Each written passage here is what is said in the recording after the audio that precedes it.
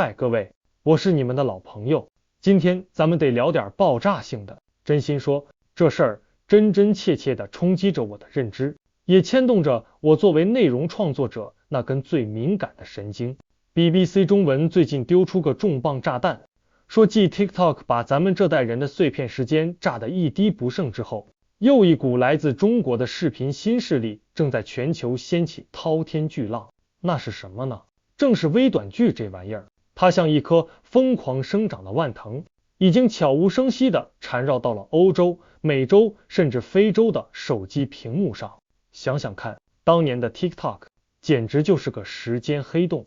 它把我们的注意力切得像芝麻一样碎，让我们沉浸在十几秒的快乐里无法自拔。可微短剧呢，它更高明，它是个升级版的时间窃贼，不再满足于仅仅提供片段式的刺激，它要给你一个完整的故事，一个浓缩的剧情，却又巧妙地把每一集控制在短短几分钟，甚至几十秒，简直是把我们这代人的耐心和好奇心拿捏得死死的。我第一次刷到的时候，那感觉就像是被施了魔法，手指根本停不下来，一集接一集，简直比追连续剧还上头，因为你知道下一集马上就来，不用等，不用猜，那种即时满足感，就像给大脑直接注射了多巴胺，这不就是当下快节奏生活的一种极致映射吗？我们每个人都像高速运转的机器，时间被分割的七零八落，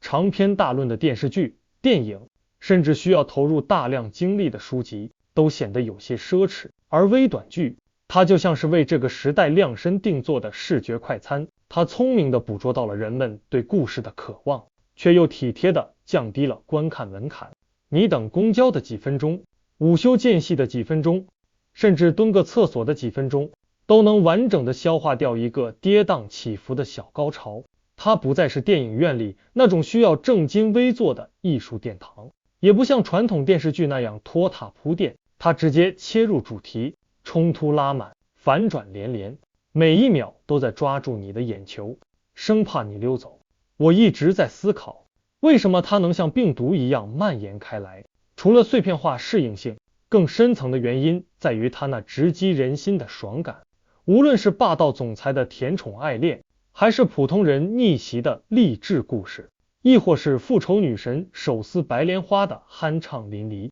微短剧总能精准地戳中观众的祭点。它把传统狗血剧情浓缩到了极致，去掉了冗余的铺垫，只留下高能精华，每一集都是一个爆点，就像一颗颗糖衣炮弹，甜得你心花怒放，又炸得你肾上腺素飙升。这种模式天然就适合在社交媒体上病毒式传播，一个精彩的片段，一个抓马的反转，瞬间就能点燃讨论热潮，形成滚雪球般的效应。但作为一名批判性思考者和内容创作者，我心里也亮起了黄灯。当这种快餐文化以微短剧的形式席卷全球，它在带来娱乐的同时，会不会也在悄然改变着我们的审美，我们的叙事方式？我们习惯了极致的爽感和快速的反转，未来还会不会有耐心去欣赏那些节奏缓慢、注重细节刻画、需要细细品味的作品？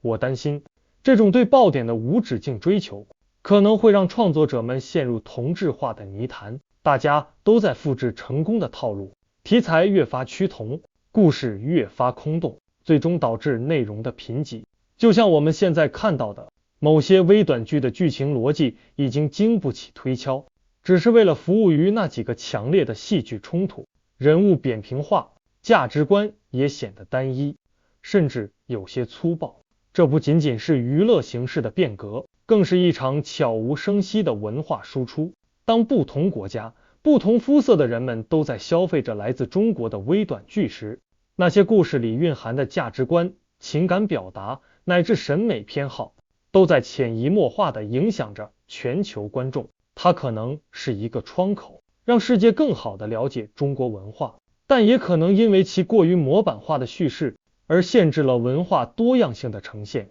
它就像一把双刃剑，既能带来巨大的商业价值和文化影响力，也可能在某种程度上让我们对复杂世界的理解变得更加简单，甚至有些片面。未来的路，微短剧会怎么走？它会仅仅停留在爽文层面，还是能进化出更多元的表达？它会成为主流叙事模式的补充，还是彻底颠覆我们对剧的定义？这些都是值得我们深思的问题。对于我来说，它既是挑战，也是机遇。我能从中学习如何更精准地抓住观众注意力，如何用短小精悍的方式讲好故事，但同时我也要警惕，不要被这种快餐模式完全裹挟，依然要坚守对内容深度和思想性的追求。